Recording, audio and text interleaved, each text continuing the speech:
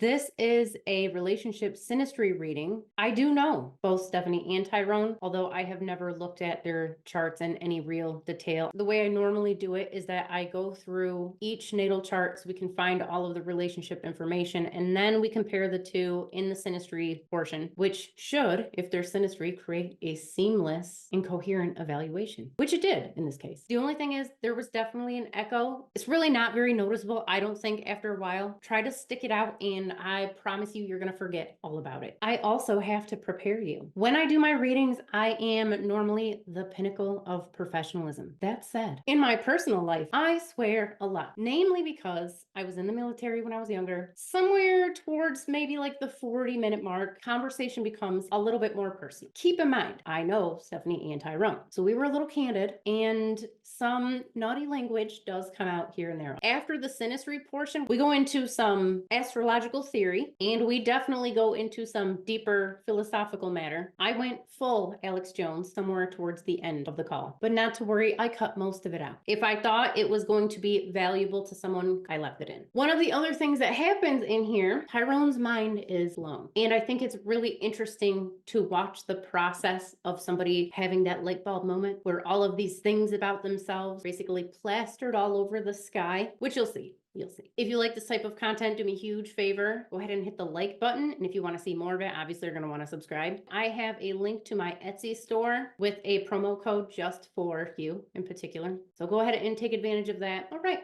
Let's go ahead and jump right in. Before we do synastry, before we look at the two of you together, we need to look at each of you separately. So we do want to run through your natal charts because most of the information, most of the important information in life in general is going to be in your natal chart.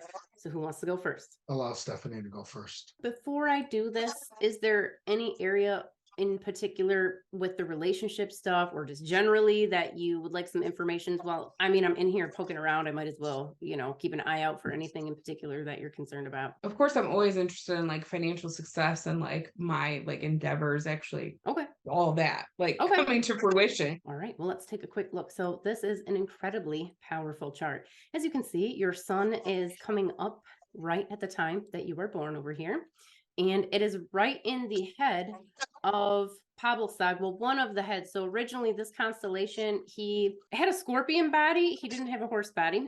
He had bird legs. He had a snake penis. He had a dog's head in some depictions, or a dog's head coming out of the back of his regular head. So he's this amalgamation of all of these different creatures.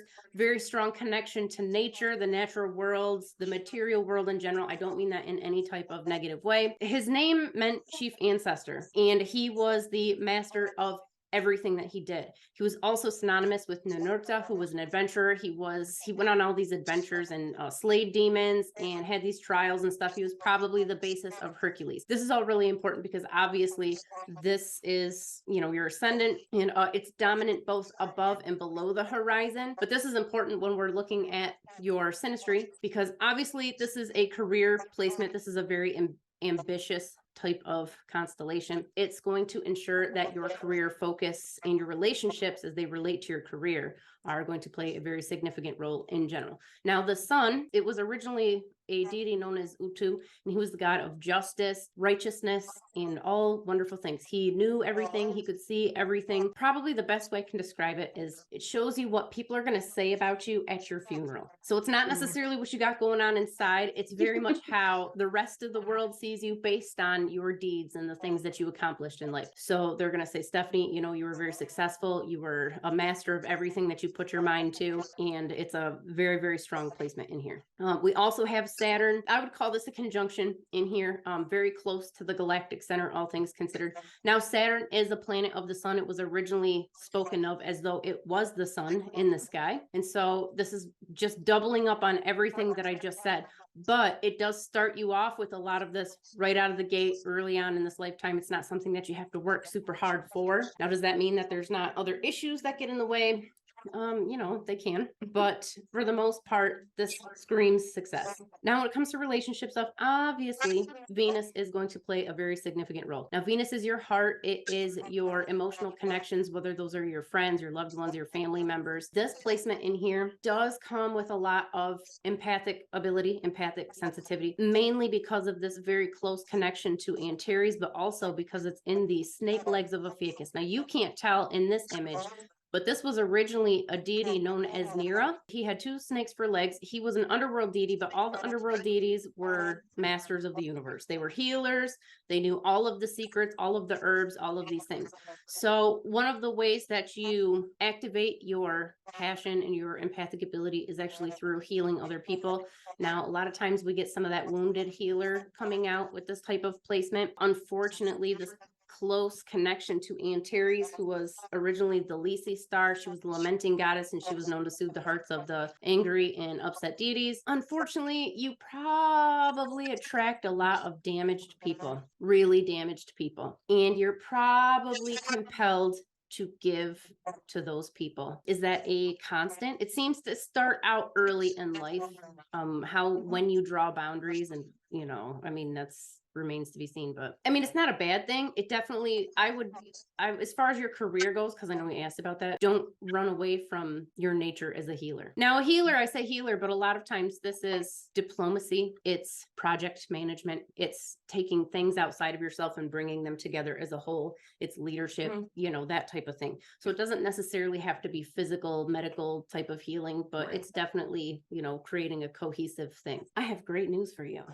Your moon is exactly conjunct with Spica. Spica is the health and wealth star. Now, this does come with a caveat, because if your health suffers, your finance will likely suffer too, for the most part. But the good news is when they start to come together, they come together at the same time. So they're kind of intertwined a little bit. I would say that, I know this is like totally outside of the realm of what we're talking about, but I see it and I want to put it out there for you. Gut health in particular is an issue in here. Potential with grains, anything to do with Virgo. A lot of times it can be like gluten, or different, different types of grains. It doesn't just have to be limited to gluten. I can't say that. I mean, I wouldn't really recommend a vegetarian diet for anybody. Sometimes though, the strong Virgo energy can set you up for it, and it's okay. Where's your Mars at? Yeah, I wouldn't do full vegetarian. I would try to find a nice balance, but just be aware that gut health is probably part of a issue, and it does affect your financial state. So just so you know. Okay.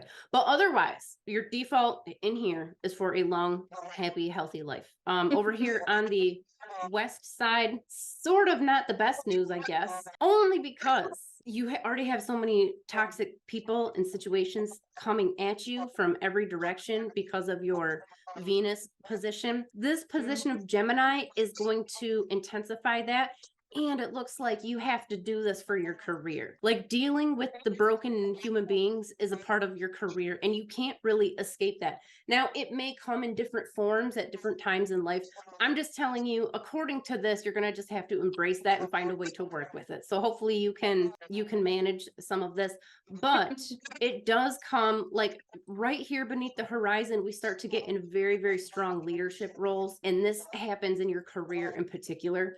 This is something that you really step into probably, like, it starts prior to the first half of life. I mean, who knows what that is, but it really starts to manifest in the second part, and you really become more of the, not that you're not already in a leadership position, but the leadership aspect really takes a front seat compared to how it had been previously to that. Your Jupiter is in Taurus. We look to Jupiter for your, like, the romantic stuff too. It's going to tell you about your partnerships, your best partnerships, like romantic partnerships.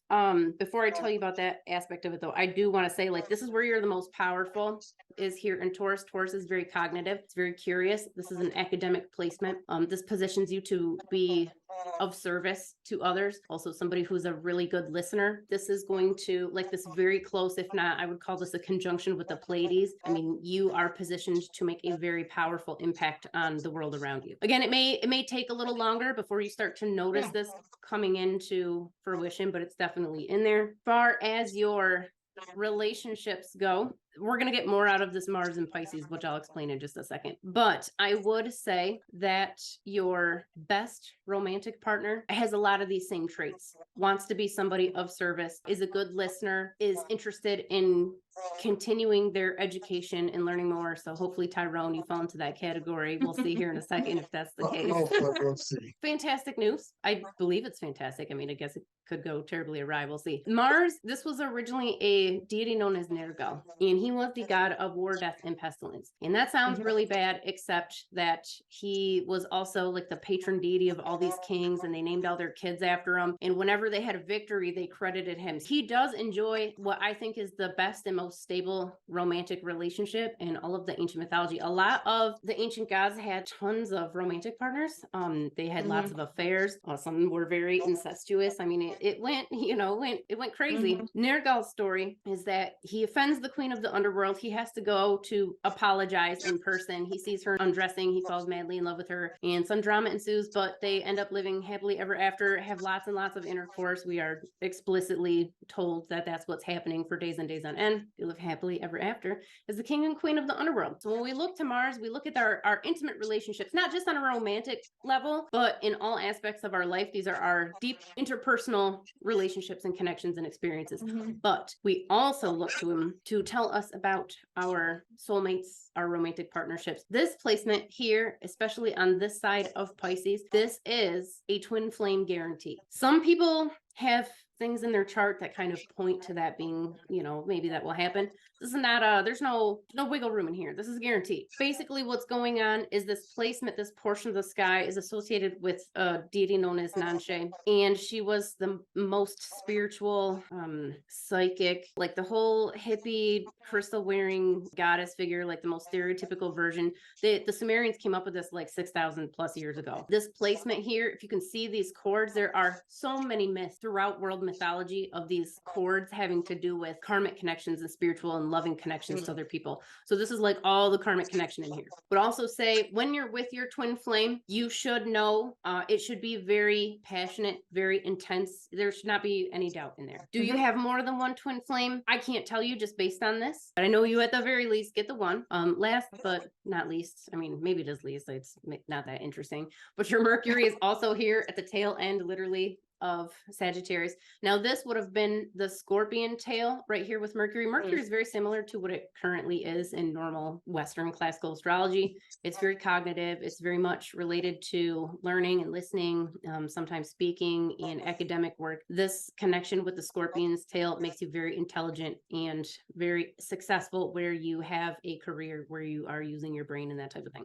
Make sure you follow an academic, what that looks like for you. I mean, you have a lot of options. I mean, it's a really strong chart. Okay, questions before I jump over to Tyrone's chart? No? Okay. Tyrone's so sensitive. I can tell. I'm not. You are I a am sensitive person. sensitive, Like that's right? okay though. Yeah, Well, you're super I sensitive. would like to define my own version of sensitive Yeah. before anybody Calls attributes you It's their a good thing. definition No, of no, no. sensitive It's a to good thing. As of right now, I am very curious. About Okay. what? I am 100% a student right now. I am Oh, an okay. infant. And the world is just coming to me, and I am all these senses at once, and I need to make sense of them. Right, because of the sensitive. So, Yes, we just not- covered that. Yes, sure, sensitive. Sensitive. Fine. Okay. It's okay. Quick thing about me, I believe that good and bad are all a matter of perspective, right? This is something that I'm really learning and feeling and coming to realization with. So that being said, I don't care if it is good or bad by anybody's definition or standards. I want to know what it is and what it says 100%.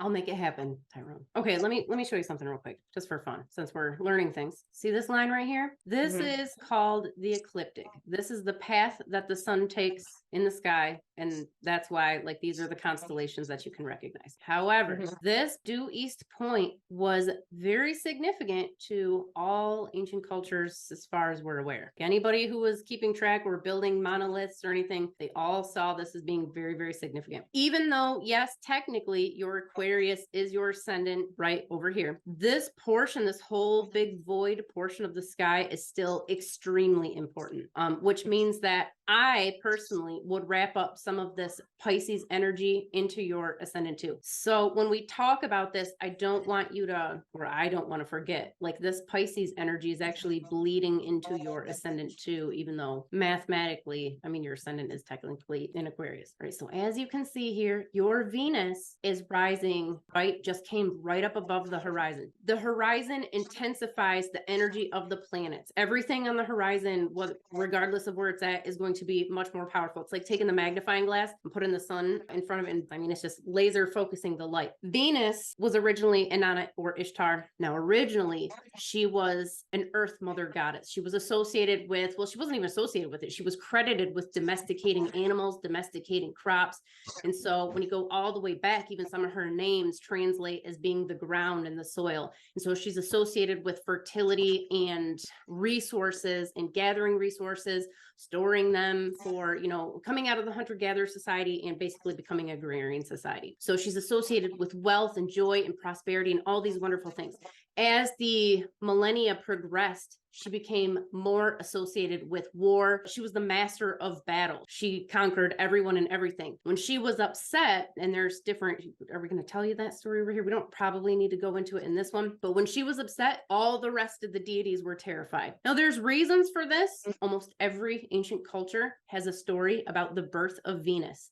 Nobody can say why. Some people have speculated that it's because people actually saw Venus in ancient times at some point. Who knows how many thousands, tens of thousands, hundreds of thousands of years back, somebody saw Venus being born. We don't know. But we have wonderful, beautiful, amazing things associated with Venus, and we have terrible things associated with Venus. This is very important because this is one of the most important planets in your chart. Yours is right in the middle of Aquarius. Aquarius is, he was originally Enki. Well, he may actually not have been Enki. If we go back even farther, if you look at some of the oldest depictions, he was kind of like this androgynous looking, possibly female figure, holding two vases, and they were pouring out this water. This is very similar to the Hindu goddess Saraswati, who is associated with music and wisdom and knowledge and learning and all these wonderful things. Enki was associated with those things too. As a matter of fact, if you go back and read the original Sumerian documents, it describes him and 7 other goddesses working in a laboratory creating human beings. Not only were they creating them and describing the process, they actually screwed it up a bunch of times. And they made one guy and he couldn't have kids, and they made another guy, he had like his arms were all kind of wonky. And they were trying to figure out like what to do with all these people before they figured it out. This is all very important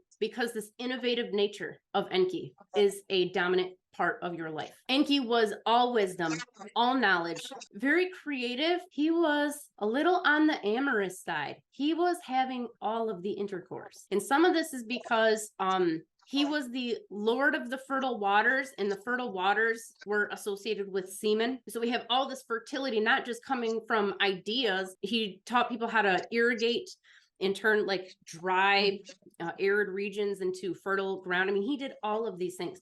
So all invention, all physics, all knowledge, all learning, all of these academic areas, and not just, it's very much unorthodox thinking. This is right smack in the middle of your chart.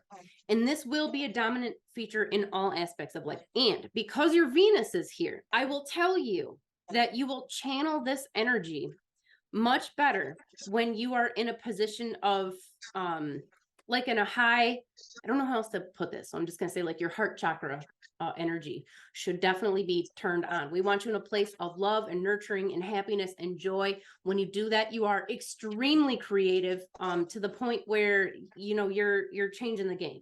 I mean, this is all innovation in here. As far as romantic partners go, we need you to have somebody who's on board with this and has that same, they don't necessarily have to have the same innovative drive or creative potential as you, because they would have to have this type of strong placement of Aquarius to make that happen anyways, but they got to be on board with it on some level. I would go a step farther and say that your person comes through this creative process. So when you are, forgive me, I don't remember, like, how did you guys first meet? Like, was work involved? Was it through Tyrone's creativity? That's what kind of brought us together. That's what brought us further. together. When we first met, we met through my mother. She was working for my mother. I was somewhere off. Okay. And we ended up communicating over the phone for the first time. But our relationship strengthened when we spent more time together in an innovative capacity. Yeah, that's Okay. really what actually did it, kind of. So the innovation was in there. Okay, good. Good to know. Kind of doubling up on this, your Jupiter, which is we look to Jupiter to figure out like where I mean, it's a romantic partnership, but it's not like a fleeting one. We're looking at more committed types of relationships. Like another, where your person's coming from. Sagittarius is a career placement. It's a leadership placement over here. We do have you when you're the most powerful. This is an entrepreneurial placement. As I told Stephanie, this was Pablo Sag. He's the master of all things, everything, anything he puts his mind to, he's the master of. It's almost like he can't even help it. And some of this is he's getting divine assistance. This is the literal center of the galaxy right here. And so you hear a lot of people talk about how psychic Scorpios are naturally. And you also hear like Sagittarius is always very happy because everything's always going right. And a lot of that's because they're just getting this galactic center divine energy pouring out into all aspects of their lives. Now you do have a very strong Sagittarius here, obviously with your Jupiter. I mean, this is a power placement. It's also going to be conjunct, I believe. What did Stephanie have over here? She had her sun, I believe, right here in the middle. We'll see it in the other chart that we go to. But this does show you, if you're looking for where you are the most powerful, it's in the career and it's as a leader. So we have to make sure that we're using all this innovative stuff with the entrepreneurial aspect. Now, does it have to be entrepreneurial? I mean, could this be something no, this reads entrepreneurial to me. I'm just going to stick with that. So what else would you be going to say in line with that? Even if it's like, I don't think it's that. I think it's more this. There's politics. I don't know what that is. Politics, military, government, maybe something along those lines, but it doesn't show up that way elsewhere. It has to double up elsewhere in the chart, and it just doesn't.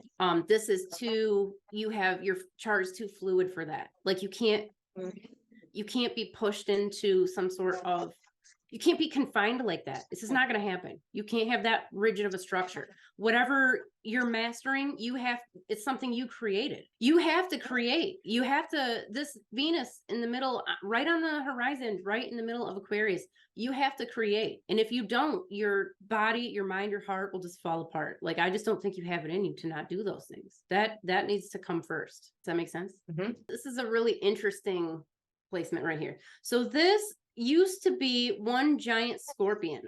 The claws of the scorpion were associated with merchants. They used to have when they would make little seals or little stamps to mark things, they would put little scorpion's claws. Over the centuries, they were changed to be scales. And in modern times, people started to, there's scales. That means balance. It means don't hurt anybody's feelings. It had nothing to do with that. It's all about financial transactions.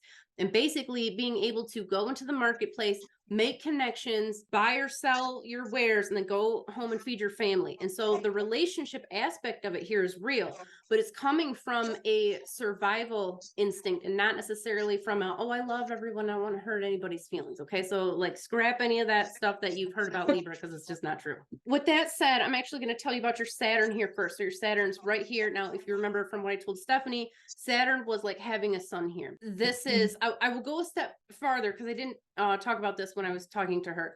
But remember I said this was also Ninurta, the adventurer, the one who slayed the demons and, did all this fun, crazy stuff. He originally was actually a farmer and more of like a healer and, like a little bit more low key, but as time went on, his warlike aspects, or I wouldn't say warlike, but heroic aspects kind of came to the forefront. This is also wrapped up here in the Saturn energy. So this is where we can see you maybe taking some risks that are supposed to pay off for you. So when we're looking at the good risks, because they pay off for Ninurta and they're going to pay off for you too. They're going to be here in Libra in the marketplace. This is, even if you already didn't have entrepreneurial placements before, this is 100% guarantee, 150% to 100% guarantee. This has to be it. I know, like, you shouldn't take advice from anybody else. Like, you have to listen to yourself, but I mean, it's very clear. You shouldn't just listen to, you know, some stranger on the internet about what you're supposed to be doing with life. And I wouldn't tell you if I wasn't sure, if it was kind of ambiguous, I'd be like, no, you should probably do like a regular job while you get your side hustle going. And no. This is get out there, make connections. The opportunities come, the success comes from the relationship aspect. This is something that you need to cultivate. I'll say this, I'll re-emphasize this, because your Mars is also here. So if you remember what I told Stephanie, it's not just the intimate sexual romantic relationships in Mars. It's also our personal connections, our emotional connections to people. With it being here in Libra, you have the ability to connect with other human beings on a way that other people don't. And this is something that you're supposed to use in your career.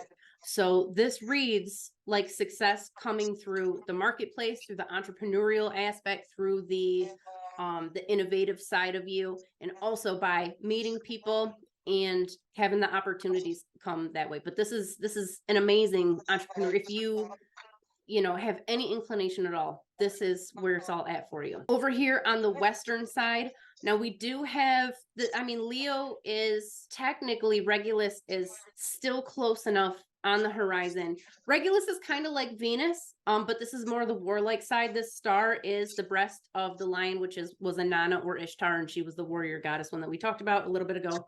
This is like having Venus on this side of the chart too. I mean, it's so super intense.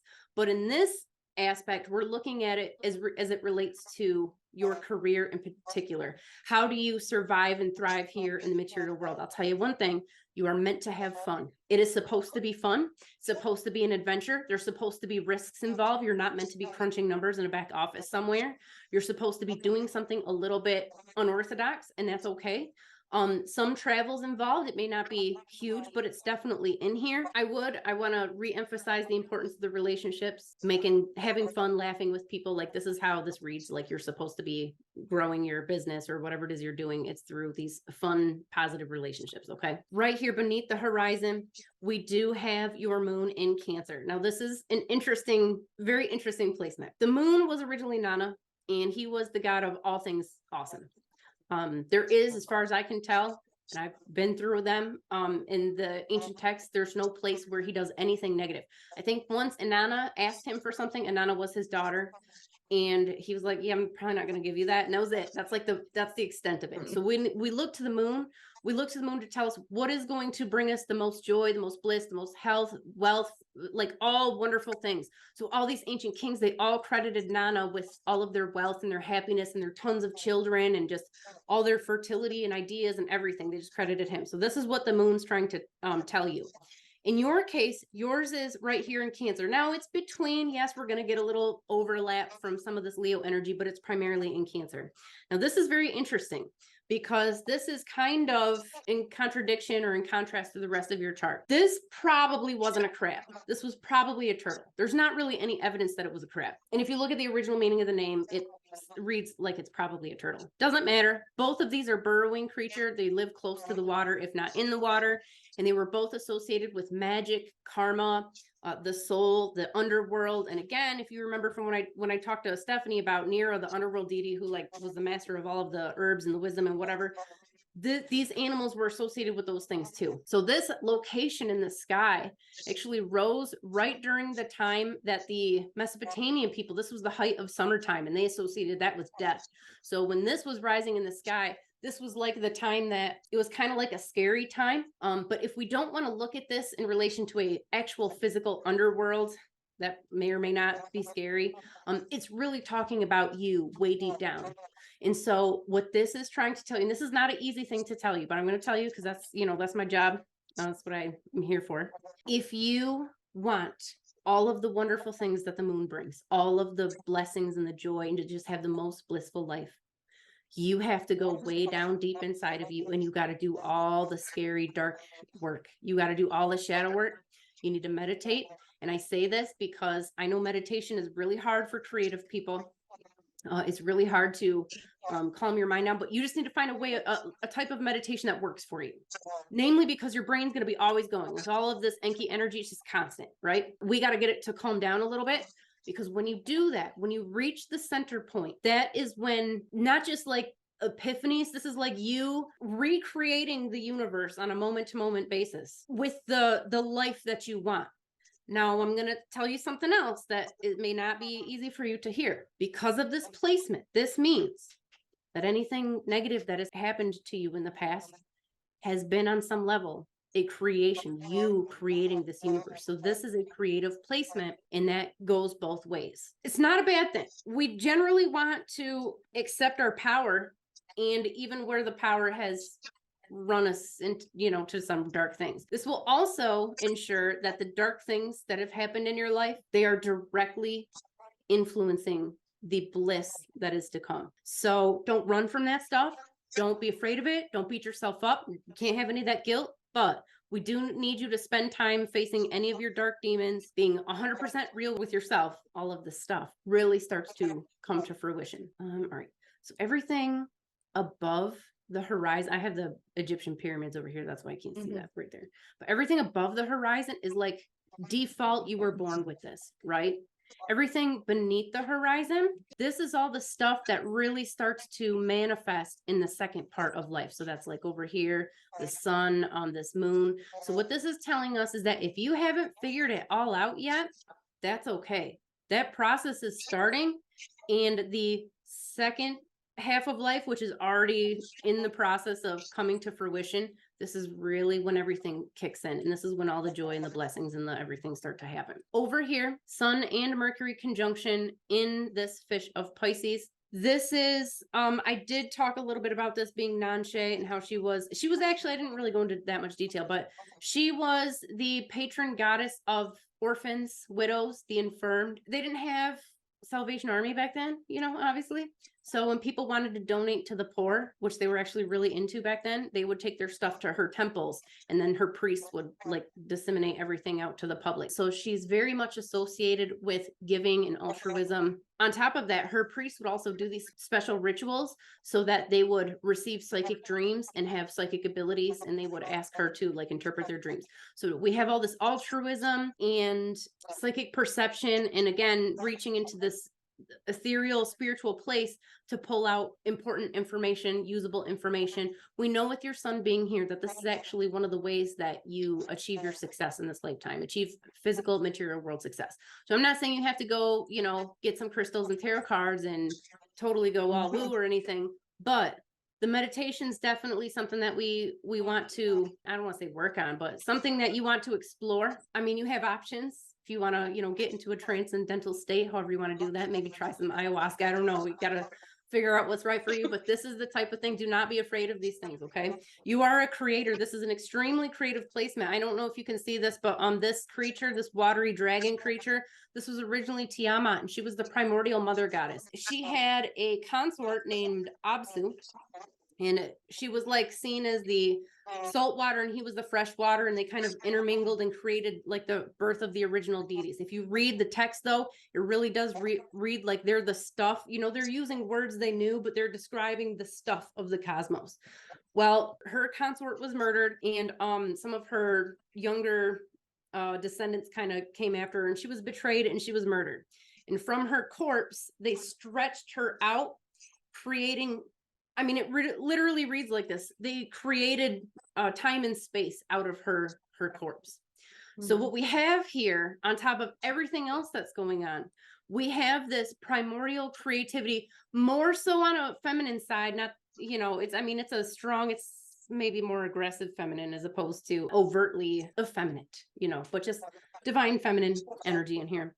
But we have like a raw creativity that comes, again, it's coming from this deeper spiritual place, from these other dimensions. And this is something that is going to be very important for you, because your Mercury is also here. And this is just your brain. Okay. It's right here. It's conjunct with your sun. We know you're supposed to be using your brain in your career, but we're also supposed to be tuning into these other things, and pulling in from the ether, this additional information. These two, I would say this is it's a soulmate placement for sure. sure. Does it read as a twin flame placement? Anytime we're dealing with Pisces, I mean, we do, but it's gonna, I think if we're looking, see, so your chart, I don't think it has exact, at least not based on this, it's not overtly twin flamey like Stephanie's was. Doesn't mean you don't get them. It's just looking at this, it's just not quite as obvious. There's other things in here that are kind of taking precedence. But when we compare your chart to Stephanie's, we will be able to tell if that's what's going on. Real quick, I'm going to touch on, see if there's anything in here that I didn't hit on the other chart. There probably is. Hold on, let me see here. Can I tell you, I like that you go through the other way, like better than these, because when we first like sat down and we like you pulled this part up.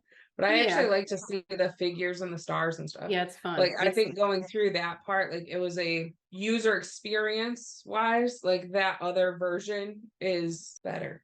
I can that's tell you what- for this being my first time, that what she just said makes sense for me. Like seeing the images and where they are in proportion to each other, where stuff lines up visually means and stands out a lot more and invokes a lot more curiosity and engagement for me than just the numbers and the rest of it. Not that this isn't a good part, because I really feel like maybe it's the experience I'm having right now, but for that to lead into this, you're like, okay, so all this captivating stuff here Comes into turns this, into this, like this means this is something yeah. else too. So I'm not saying get rid of it. I'm just saying for Right, initially right. what you just did was dope. I mean, I liked it.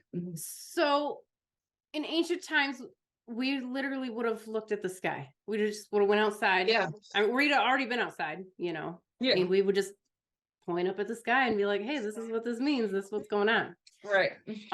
So I like to do it that way because you get the ancient astrology Yeah. experience. Yeah. This program's great, but really I like to use it just to look at some of the planetary interplay, see what some of these aspects are, see if there's anything else in here that we didn't really talk about too much. So I'm going to tell you a little bit, since I have them in here, I'm going to use them. There is some evidence that the ancient people knew about the outer planets, but we won't go into that and talk about the evidence today. Let's just assume that they didn't know, but it doesn't matter because I tracked these planets for years through too many charts to figure out what these things mean. So what most astrologers do is they just parrot what they were told. Let's say that an astronomer discovers a planet and it was blue, so they named it Neptune. And so it's associated with water and blue, you know, blue stuff, whatever they associate Neptune with. If they were to have named it Santa Claus, they would associate it with giving presents once a year and being, you know, joy and merriment. So they just associate these things with whatever they got named. Whatever astronomer named them, that's what they mean now. And that's what they did. And nobody questions it. But that's not what I'm doing. I literally track these to figure out what they're doing to us. So that's the information I'm going to give you right now. Stephanie, your Neptune is conjunct with your ascendant, pretty much exact. Also your Saturn and very close to your Uranus, all in Sagittarius on top of everything else. This is a, oh, I shouldn't laugh. This But is you are, because you know me too, so like you're laughing. Well, this is workaholic. I mean, like they scripted it out and they just made you into a workaholic, I guess. It doesn't have to be bad as long as you're doing some of the other stuff. But she's good at it. wait, say No, that like again? she's laughing because like literally that's the script for a workaholic, Yeah, like and it's I own that script. And like that's me. From top, like start to finish, like it's never ending. What's happening here is this conjunction with the sun and ascendant and pretty much this Neptune. You're supposed to be an academic, you're supposed to be a teacher, a communicator. On top of all the stuff we already talked about. And you're gonna be awesome at those things. Because they're all in Sagittarius, so you don't have a choice. I would say the Saturn though makes you just pour energy into the career stuff, like just it's just there. It will also help you pour energy into your relationships too. It's all the things that you love, the people you love, the things you care about. You're just going to give. That's not always a good thing. But there it is. It's in here. This is it's a relatively close placement. If you can't tell, I color code things because it makes it a little bit easier to paint the picture. But this Venus, very close in the sky to this Uranus. This is very good partnership in a relationship. It can be any relationships, but really we're looking at like in the home. So if we want to look at it from a traditional marriage partnership. I mean, this is very positive. This is a lot of cooperation. It's just generally good.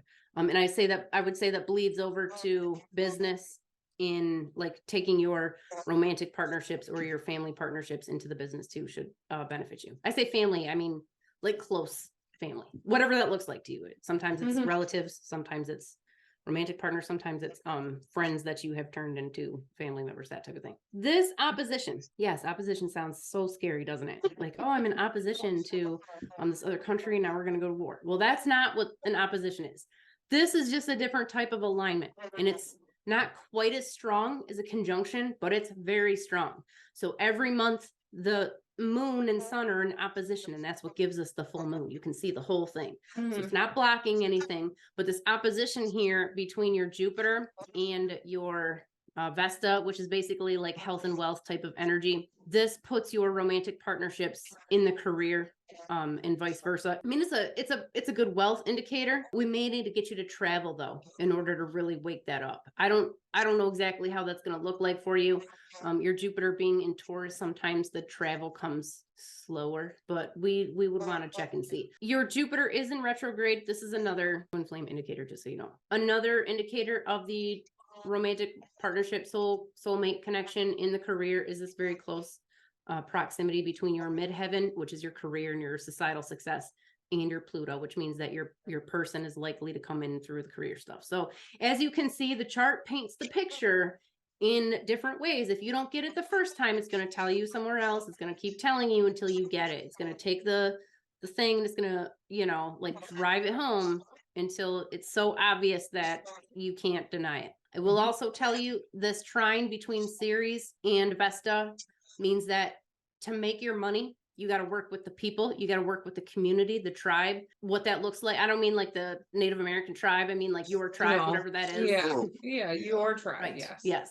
And then Tyrone, before I compare the two charts, I just want to make sure that I picked everything out in here that we want to look at. Tyrone, as you can see, your sun is relatively close. I mean, we're within 5 degrees here of Ceres.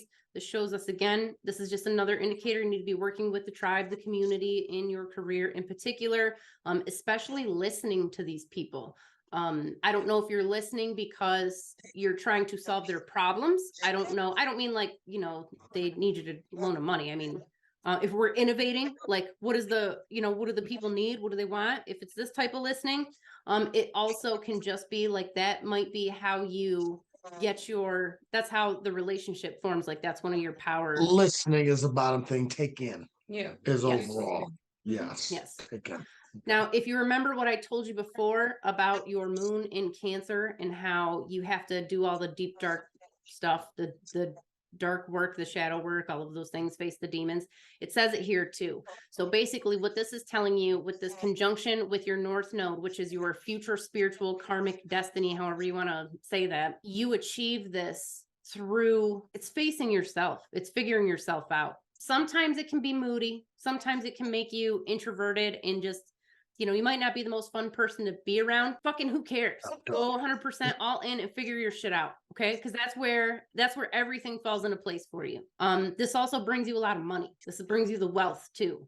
And physical health. It's all wrapped up here with this Vesta down here. So again, as you can see, the chart's telling you somewhere else. If you didn't figure it out the first time, it's telling you here too. All of these little things that I just told you about, they're all in opposition with your midheaven.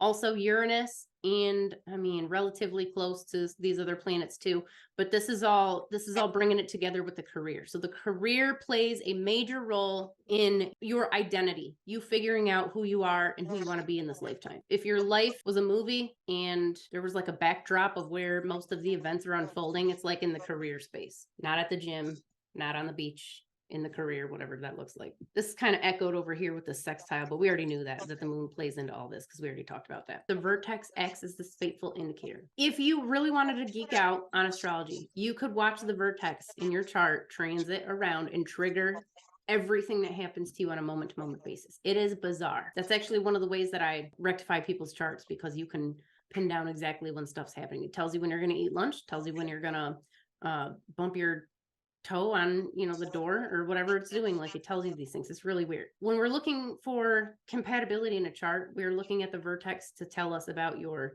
person, your twin flame, whatever. It's not exact opposition. It's very close. I would call this an opposition between the vertex and Tyrone's sun. This is one of the twin flame indicators that we would be looking for. And because of this connection, I would say it's probably coming in from the career placement. I'm going to double up on that with this close proximity between his Saturn and Pluto. His Pluto is in retrograde. Your Saturn's also in retrograde. Retrograde is just old past life experience, past life karma. These are good twin flame indicators, especially where the career is concerned. So if we're looking for your person to come in, that's probably where it's coming in. Everything else aside, just the fact that Stephanie worked with somebody you knew and somehow that was a bridge in, I think that would even do the trick there. This conjunction with Uranus and your midheaven, it's a workaholic placement. Maybe not quite as strong as Stephanie's, which was ridiculous, but it's definitely pretty strong. So this Jupiter, very close to Neptune. This is, if you recall all that stuff I talked about Aquarius, when you get right down to it, Neptune is all Aquarius energy. This is positioning you in a place of power with all of the innovative stuff that we talked about, which we already knew that you have, but here it's saying it differently. Okay, I'm going to tell you some things here that are very interesting, but I just want anybody who's watching this, as well as you guys, to know too, that you guys were born on opposite sides of the country, quite a few years apart, different times of the year. So if we're looking at a random mix up, some of the things that align here, I mean, statistically, it's not great odds for them to align. So when we see these, they're actually pretty significant, just so you know. This is the part of the reading where I look at your chart and I laugh to myself without telling you what's going on. Yes. It's nerve-wracking. So just Wait, what? use that as a disclaimer. I do ominous, what may seem to be evil laughter at times. But it's nothing. Don't worry about it. That's part of the experience. Exactly. Tyrone's ascendant, which was right there, right in the middle of Aquarius with his Venus, right? Your ascendant is your sun, yes? No, your ascendant is No, your ascendant is what? the horizon. Oh, okay. Basically. A little bit gotcha. lower, but yes. Ascendant is horizon. Yes. Okay. Yeah. Generally, that's one we're going to count because that's where it's the most intense anyways. I want to disclaim real quick, or like not disclaim, just state, like I'm running out of room, but I want to learn what the definition of each of these words are, what they meant then versus what they mean to us now hearing them. I want to understand that. Anyway. You mean Continue. the different meanings of the constellations and stuff? I mean, what ascending and horizon means. Oh, okay. Yeah. What they mean versus what I would think they mean. Okay. That's what I want to know. How would they define those words, right? So what he's saying is this opens the door for like hours and hours of like, we're going to dissect this. You'll be a doctor when you're through. I have a 7-week course, Tyrone. Okay. All right. Yeah. Fine. I probably will put it online for free, so eventually, but that's so far down the road because it's so much work. There's so much information. Okay, and as you can see, I go into all of the details. Yes. I'd rather have you have too much information, get the answers you need, than not have enough. Tyrone's ascendant, right here at, we're going to call this 8 degrees of Aquarius, is pretty closely conjunct with Stephanie's north node, which means it's pretty much in opposition, which is not bad, just another alignment, right? To her south node, which is her past life experience. This means 100%, without a doubt, you guys have returned with each other from your last lifetime. Any additional compatibility will build on this. Now, some people come back with each other for terrible reasons and they come back to torture each other and just be miserable, and that is a real thing. But what I find usually happens in those situations is one of the people is really damaged, or both of the people is they're just a mess. As long as you guys kind of have your shit together, you should be fine. Shouldn't have to worry about that, right? Okay. When our shit is together, yes. Yes. You also have a very close conjunction with both of your series, which means your tribes that we talked about are the same tribe. You guys are going to align with the same people, which is also good for compatibility because we need you guys on the same page, and this is going to allow you to do that. We already saw in a lot of ways you guys are already on the same page, so no issues there. We would also say that there's a very good indication that you guys have the places that you live right now. I would say possibly where you met. There's an old karmic connection there too. Now that's not always a good thing. Sometimes you need to get up and out away from the old past life stuff, but it could be that the location in general brings you together. It's hard to say exactly. especially with it being over here in Pisces, but it's kind of not quite as important. I have more good news. Okay. As you can see, I'm not shy with the bad news. So I would tell you. Yeah, I if was there's gonna bad say, stuff. well, what is bad Mhm. news to somebody simply seeking information? Like, I I agree don't with you. know that exists. Like, not to Well, me. if For you're, some if you're, people. yeah, if you're Mhm. open-minded, it's not, but Yeah. some people don't want to hear certain things. And, like, I think it's bad news being super empathic. I'm not I don't pride myself on being a very empathic. I'm a really nice person, but I don't want to feel everybody's stuff. That's too Mhm. much for me. And so when I see really crazy empathy in a chart, that I think that's bad. That's bad. When I see that close Antares connection, like Stephanie had with all the crazies coming at her, I mean, I would say that's probably not great, right?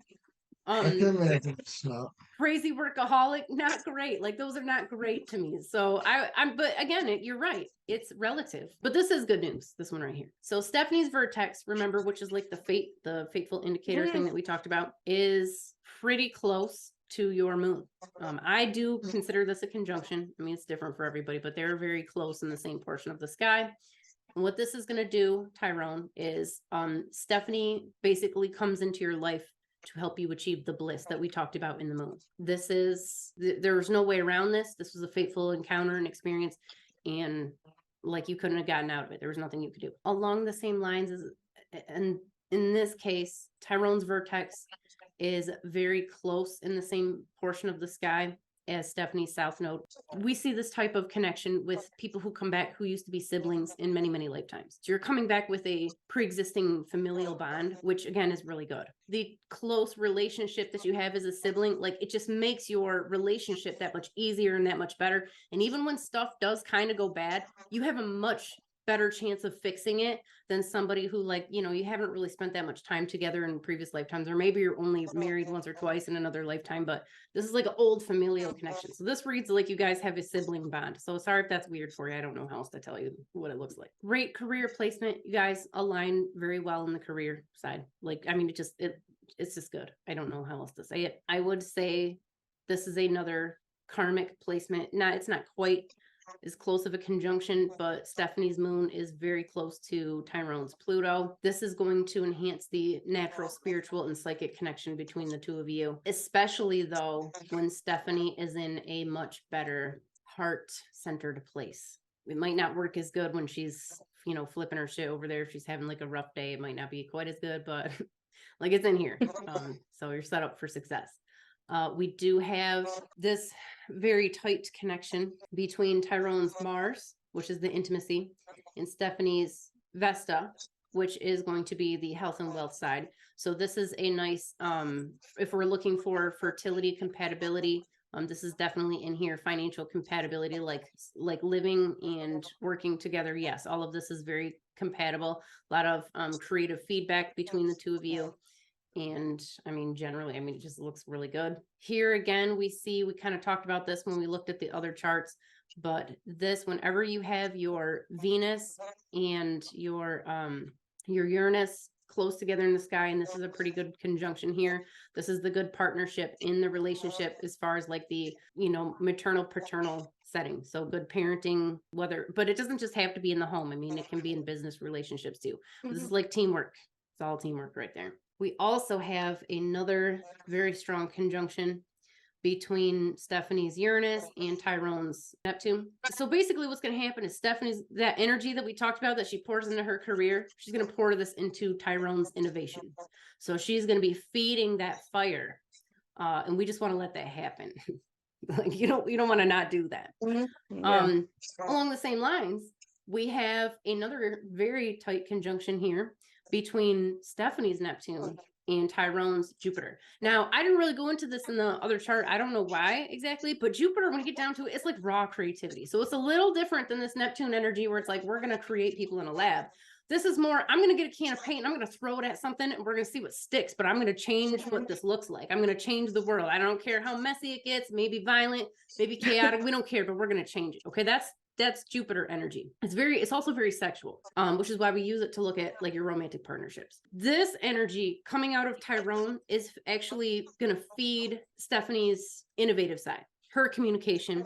Probably more likely to make her talk, maybe come up with ideas, but you're more likely to push her into the communication, the academic type of stuff, as opposed to the other way around. What is the one next to his Neptune, the black one with the circle and the dots? I remember you talking about that one before, but what is that? This is the galactic center. It's always in the same spot. It's 2 degrees of Sagittarius. But what significance does that have with what's close to it, and the fact that like our matching, like what does that do? Anything close to the galactic center is gonna get the divine information. This is your connection to angels, ancestors, higher self, the cosmos, divine intelligence, whatever you want to say. Like this is your access to it.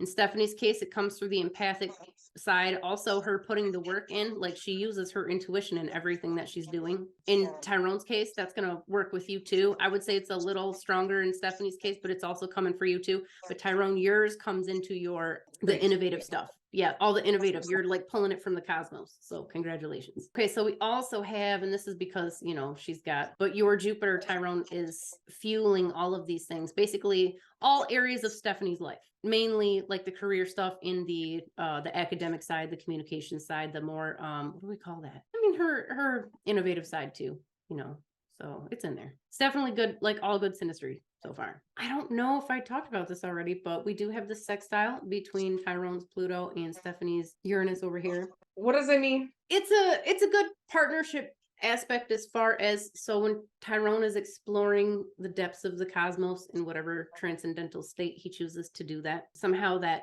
fuels your entire, like that just gives you lots of energy. And it's kind of like there's a nice feedback between the physical energy Stephanie's able to put out there and Tyrone's like your internal experiences. I don't really know how else to explain that. We also have a square between the Tyrone's vertex and Stephanie's her Venus. Now, a couple of things. There are no inherently good or bad anything in any of the aspects. Most of the meanings of the aspects, if you go and look these up, they all came about in like medieval times. It was all these alchemists and they were trying to, do alchemist stuff, and they got really into numerology and they just made a bunch of shit up. Like I don't know how else to say. There was something negative about the number 4, and so squares got like this bad rap. The moon is square with the sun twice a month. That's how we get the quarter moons. Okay. Like it's nothing bad happens because of a square. That said, I have noticed that sometimes squares can bring challenges that end up serving you in a much bigger way. It's kind of like going to the gym. The gym is a minor stress, a controlled stress that you put on your body so that you can get stronger and faster or whatever, right? So what we look at with this vertex square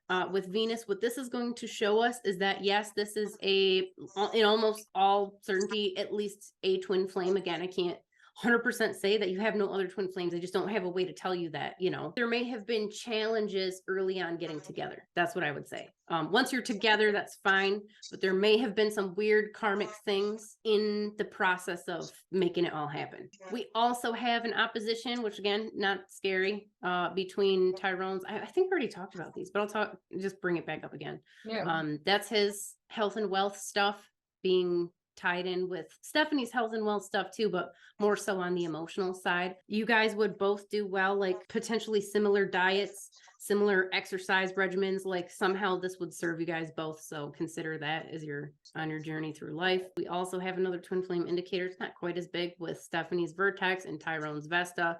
This shows another coming into the picture through the career aspect, which I think we talked about already. I'm not sure. Tyrone's Jupiter conjunct with Stephanie's community, her tribe here in Ceres, and also her health and wealth situation and her finances and her home life. Not his Jupiter, his Mars. It's a fertility connection. Now, fertility, it's not just physical fertility to make babies. It's also chemistry, but it's also like creative fertility, like in the mind and whatnot. There may be a stress that comes from Tyrone into Stephanie's tribe. It is a stress that comes in at some point into her community and her tribe. I don't know. I like it. It's not overt. It's not anything major, but it's something that's there. And it's like a minor issue, but I mean, it's there. So I'm telling you about it. And stress, minor or major, is a function of something that you can use to grow, right? You stress a lot of things. Yeah. It's definitely a catalyst to push you in a different direction and to read the signs. But just, Mhm. you know, it's something to be aware of. It's not between the two of you, it's the people around Stephanie. Something about Tyrone and the people around Stephanie at some point. And again, if you change tribes, if you change communities, then it's not, you know, it's not the issue anymore, but just, you know, it's something to be aware of. Questions about anything at all? Is he my twin flame? Can you line it up to like indicate that? Yeah, I would say so. I don't have any, I don't see any ambiguity in here at all. Everything lines up pretty perfectly. So what she said is you don't have like a twin flame indicator that is like a guarantee you have a twin flame in life. I knew when I was saying it, I could hear myself talking and I knew it was going to be confusing. Stephanie's are just ridiculously obvious. It's like being slapped in the face with it. Tyrone's are just a little bit more subtle. It's not that they're not there, they're definitely there. And it doesn't matter even if they weren't, because they still show up in the Synastry chart. It's just after looking at Stephanie's chart, Tyrone's just wasn't quite as obvious in there. Your Pluto is retrograde and your Saturn is retrograde. These are twin flame indicators. Your vertex is also in Leo, which is a twin flame indicator. Like you have it in there. But This opposition actually in this situation mean clear view. That's why I want to go over the definitions of words with you and what they could mean. Yes, and technically a conjunction. I mean, an eclipse is a conjunction and it blocks out the sun, you know? So I mean, both conjunctions and oppositions are important because they play off of each other. Yeah, correct? they pull in, yes, they tie They in pull each other. in energy from each other. Yeah. Yes. So let me There's a connection. paint this for you another way. They have correlated full moons and new moons with earthquakes.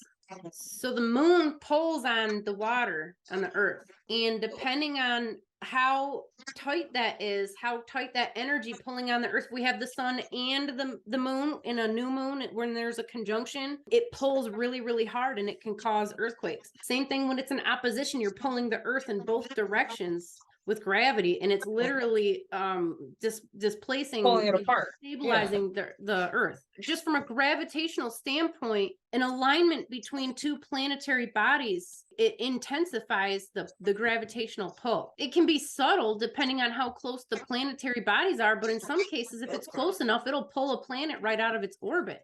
So these are real forces that it's having on us. I mean, the moon itself pulls all the water on the planet. You know, that's what creates the tide. Your body's 70 to 90% water. I mean, it's having an influence on you. So these different poles that we have, and even though they're slight, I mean, there's no astrophysical denial that the planets have, the other planets in the solar system have a gravitational effect on every other planet. Like we're interacting. And over the last, I'll just generally say like 10, 15 years, they have found that all of the planets are electromagnetically connected to, which that was like totally mind-blowing. They're like, oh, we had no idea. Now I can explain this very easily if you consider that space is not a vacuum, and it's actually full of charged particles, which is why asteroids, when they go to impact in an atmosphere, they actually have this big bright explosion. It's because it's an electromagnetic discharge. It's not like mainstream science, they don't want to admit this, but because they don't consider that everything is connected in the solar system and in the cosmos and everything, they end up being proven wrong all the time on all their models. So right now they have this telescope that's out there. It's called the James Webb Telescope, and it's shattering all of their preconceived ideas of how the universe works every single day. It's unbelievable.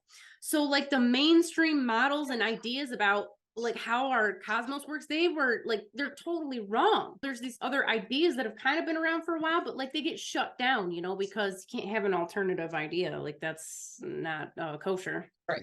Is that racist if I say it's not kosher? It's not halal. All of that said, you know, even if we're just looking at the gravitational connection, the electromagnetic connection, we also have a subtle energetic connection, just like we do with the people around us. Nobody being honest is going to deny that you have like a, you know, some sort of psychic connection to other people. And I mean, we see this in quantum physics and stuff. Like it's not really that hard to get behind, but that's why all of these different angular relationships between the planets have a type of impact. The tighter the connection, the more obvious the energy, the more dispersed it is.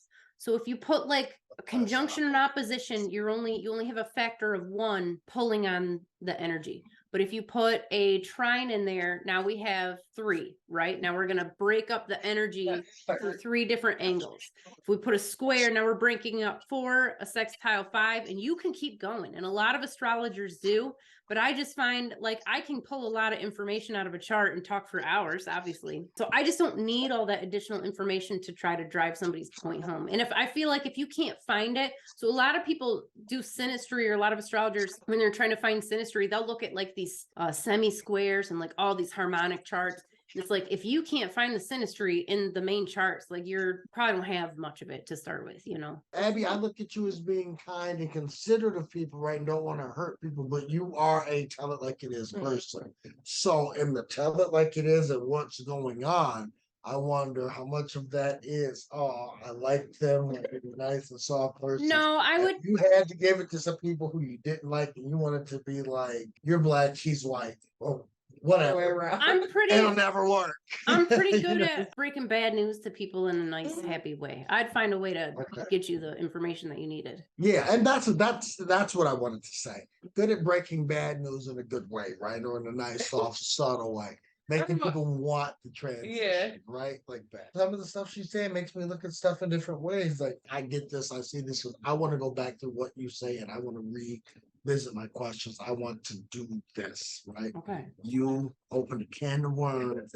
I definitely look at myself as somebody who, while I want to empathize and to feel what other people feel and know that they're going through, I want to do it so that I can relate, so that I can help them. I've always been interested in helping people and making people feel love and the rest of it and included and feel even better than what everybody else makes them feel or perceives them to be. I think that's the whole thing that she said at the very beginning, that you're a sensitive person. Is that what sensitivity means? Yeah. Or is that the like? Is that so? That's what I just like. That's 100% how I would have described it. Sorry. Yeah. No. It's so empathetic and sensitivity, are those the same things that you are saying, or so in your closely case, related yes, that we don't need to worry about discerning them right now? There's different types of sensitivity that I would define. One being like emotional, physical, psychic, electromagnetic, whatever. We're in your case, we're looking at like the deep heart chakra, heart sensitivity, the empathic sensitivity. Because I'm just trying to look, because I'm hearing things that you are saying that resonate so well to me that I've thought and felt about myself, or I can see through patterns and things that I've done in my life and the way I am that are like, yes, that's been me this whole time. We just had a conversation hours ago, right? And last night about like why people are the way they are, why I am the way I am, the things that I feel that trigger. I was trying to fit into somebody else's thing based on the shape that society or everybody else was supposed to tell me I was supposed to fit, even though it didn't resonate with me. And that's why maybe sometimes in certain places I'm very hard to shove and to put in that can. You're going to be hard pressed to make me fit in that box. Right, but that's those I naturally fit. That's where I feel like also talking about your creativity and your innovation, you're not supposed to fit in a box. Like in your career, in your life, you don't fit a box. No.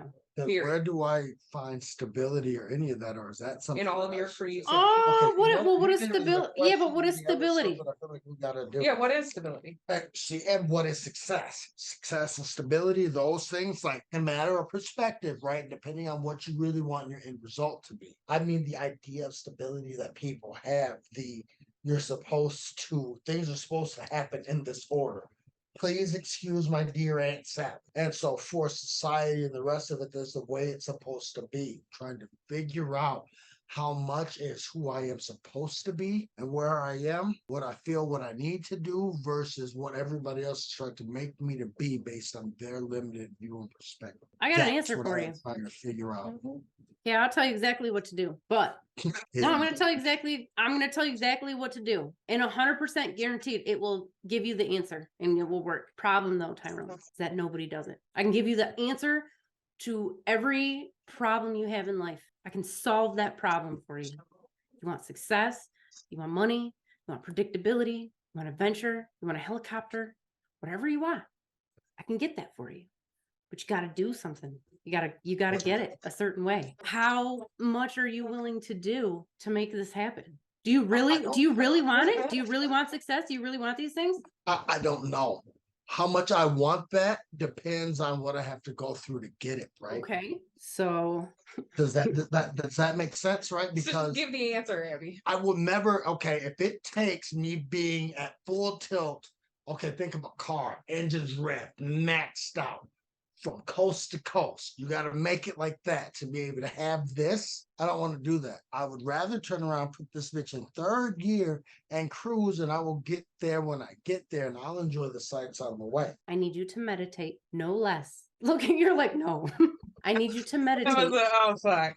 no Don't go in less. the woods. I know. Look how bad you're resisting it already. I They- know. You know, do you know why you're resisting it? Because somewhere deep down inside, you know that this is it. This is the answer, and nobody wants this answer. Everybody wants to work and struggle, because as long as you're working and struggling, you don't have to sit there and be quiet with your own mind. You don't have to sit there and go deep down into the dark place. So if I can just fill myself with busy work, and I can just do paperwork and, mess with my calendar or make some phone calls, then I don't have to go deep down and look at and see who or what I really am. So that's why nobody does it. And that's why you get uncomfortable, just the idea of it, like, oh man, I don't want to sit there and turn my brain off. My brain's so used to just running and running and running. What would I do? How would I even do that? Like, that's horrifying to just calm it down and be in silence. But I need you to do that. I need you to find that place at least 3 times a week. Daily is ideal. 20 minutes. Doesn't have to be longer than that. You can change your entire life. You can change your body on a molecular level. This science is, we're drowning in it at this point. You can change every aspect of your body, your mind, your soul through meditation. But you have to sit and you have to achieve a state of heart-brain coherence that is not going to come naturally to you in the beginning. Some people, when they truly achieve that state, everything changes in the one meditation setting. It may take you a couple of weeks to get to that point. I don't think it will. I think once you achieve, and I'm going to call it the meditative state, once you achieve heart-brain coherence, that's game over. You walk into a new life. You're not the same person that you were when you sat down, and you're never going back. It's not possible. If you have tried meditation before and it didn't work, or you didn't want to keep doing it, it's because you were doing something that wasn't right for you. You have to find a type of meditation that works for you. I personally love Dr. Joe Dispenza's meditations. I do think that a lot of people on some level know this intuitively, and they're so lost in the matrix. I'm just using not like the literal computer matrix, although it could be, I don't know, but they're so lost in all of the bullshit that the thought of actually being free of the bullshit, even if it's only for 10 minutes, is very uncomfortable for them. Anything that you do often is going to be easier for you. But once you do something new, you're going to get really uncomfortable. You're going to have physical reactions to that. You're going to fidget. You're going to start talking shit in your brain. You're going to start saying, this is stupid. This isn't going to work. Why am I doing this? I could be doing anything else. And it's going to reject your desire to change. And it will change you. If you really want the things that you say that you want, you can get them all. You just got to do this thing. I figured it out. And it was so obvious. My problem and your problem is that you're trying to solve your problems with your brain, because that's how you were told to solve problems. You have the answer to every single question. Your brain and your body have 39 years worth of information in there. A lot of it's bullshit programming. A lot of it's, bad facts. A lot of it's good information. You got all your experiences. Your soul, your consciousness, your higher self, whatever you want to see, your ka, whatever word you want to use, has all the information in the universe, in multi-universes. It's there. Tyrone, the CIA, it keeps releasing all these papers. They know that your consciousness has access to all other dimensions, everything. You're trying to solve your problems with a limited data set. Stop trying to figure it out. When you have a question, meditate on it. Meditate on it. That's it. That's all you got to do. It's going to tell you everything you need to know. It's not about what you're going to achieve with it. It's about the process. You're creating and you're in a different universe, and you're you're in this other dimension. You don't have to accomplish anything with it. You don't have to do anything. There's nothing to do. Tyrone, this probably sounds horrible, but it's actually quite liberating when you realize that human society was completely wiped out 12,000 years ago. They know this. They have evidence now. I'm trying to tell you this because no matter what you create, I got news for you. In a couple thousand years, nobody's going to fucking remember you even existed. So quit trying to change the world. Quit trying to like have some major impact on anything. Just live and be happy and accept yourself and accept your experiences and your you know, your quirks, your weird shit. Just fucking learn to love it, you know, and just create to create. You don't have to be the next Elon Musk or any of that stuff. Whatever you came here to create and experience, it can be something on a smaller scale. I'll tell you something else that probably is influencing this conversation to an extent. The currency on the other side after we leave out of here has nothing to do with what you accomplished, your what you produced. It's all about the little things, the kindness, and that's the stuff that means anything. You don't have to achieve the level of success that everybody else wants you to do. And let's be honest, Tyrone, most of that success is nothing more than you making enough money so you can feed the machine. You're all that tax money, they want you successful so that that's why they made women start going to work. We don't need you to stay home and raise your kids. We can, you know, we'll make drones in the schools. We need your ass in the corporate world so you can start paying that income tax. All that success driven bullshit. I mean, if you're driven for creativity, which you are, I mean, you're a creator. That's nobody would ever dispute that. But if you want to be successful because you want to have money or you want to have luxury, if you're happy, it doesn't matter if you have a penthouse. I mean, I know this sounds so cliche. It doesn't matter if you're on a beach. Why do you got to go somewhere to be happy? Why aren't we not creating a life where you don't even want to go anywhere, do anything else because your life is so amazing? I can tell people all day long how to do it and they won't do it. When you're that happy, like there's nothing you're going to do. There's no place you're going to go. There's nobody going to talk to that's going to make you happier than you are in that space. I mean, when we're talking about like success and achievement and stability, predictability, being stable, all of that stuff's an illusion.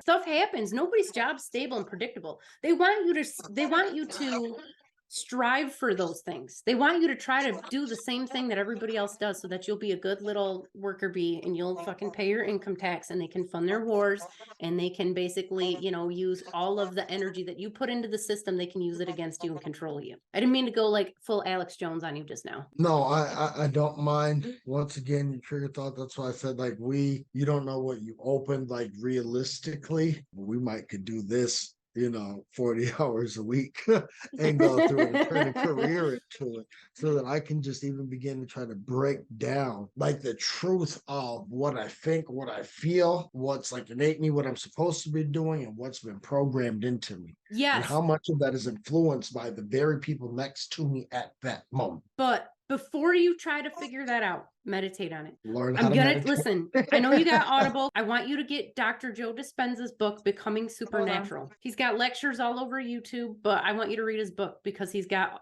the stuff on YouTube is going to be little abridged versions, and I want you to get all the information. And I'll give you a shortcut. I'll tell you exactly how to do it. You can even start practicing right now or even when you're reading. All you got to do, you have to slow your breathing down for at least like 3 to 4 minutes, and you have to focus on your heart. Your energy actually goes, like your focus goes to it, and it activates these different neurons in your heart. And when you start to breathe as though you're breathing in and out of your heart center, that's how you achieve the heart brain coherence. And that's when you go into like this quantum state. But that's what this book is all about. That's in all of his books really are about that. But this one especially. What about this meditation for breaking the habits of being yourself? That one's amazing too. But I would definitely start with Becoming Supernatural. I think that's the most powerful and it's the most recent, so it's got the most updated information. Thank you for the time, and thank you guys both for letting me have this effort to focus on me and the rest of it. I have a lot. Abby, we'll do this again, and one day we'll go deep. And FYI, you're coming to America, so watch the movie. Love you. Okay.